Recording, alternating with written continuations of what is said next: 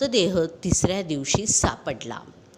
बुधवारी सकाळी अंदाजे 9 वाजण्याच्या सुमारास सांगली शहर पोलीस ठाण्याच्या हद्दीतील नवीन ब्रिज बायपास रोडवरील कृष्णा नदीच्या पुलावरून सांगलीमधील संभाजी कॉलनी वसाहत येथील एका युवकाने नदीमध्ये उडी मारून आत्महत्या केल्याची घटना घडली होती.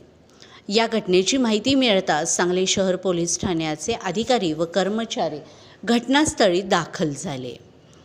याबाबत घटनेची माहिती व प्राथमिक चौकशी केली. त्यानंतर काही मिनिटातच स्पेशल रेस्क्यू फोर्सने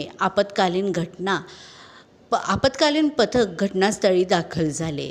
घटनास्थळी पाहणी करून पाण्यामध्ये शोधकार्य सुरू करण्यात आले. युवकासोबत असलेल्या व्यक्तीने ही घटना प्रत्यक्ष पाहिल्याने त्याने तत्काळ या घडलेल्या घटनेची माहिती घरच्यांना दिली. संबंधित युवकाने पुलावरून नदीमध्ये उडी मारलेली आहे. गुरुवार आणि शुक्रवार असे सलग 2 दिवस स्पेशल रेस्क्यू फोर्सकडून नदीपात्रात शोधकार्य करण्यात आले.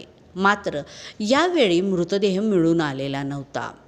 आज दिनांक 6 मार्च रोजी नदीपात्रात शोधकार्य सुरू असताना दीपक प्रकाश कातारी वय वर्ष 27 वर्षे राहणार संभाजी कॉलनी वसाहत सांगली याचा मृतदेह पाण्यात आढळून आला. स्पेशल रेस्क्यू फोर्सच्या पथकाने मृतदेह पाण्यातून बाहेर काढला. घटनास्थळी धाव घेत नातेवाईकांनी मृतदेहाची ओळख पटवली.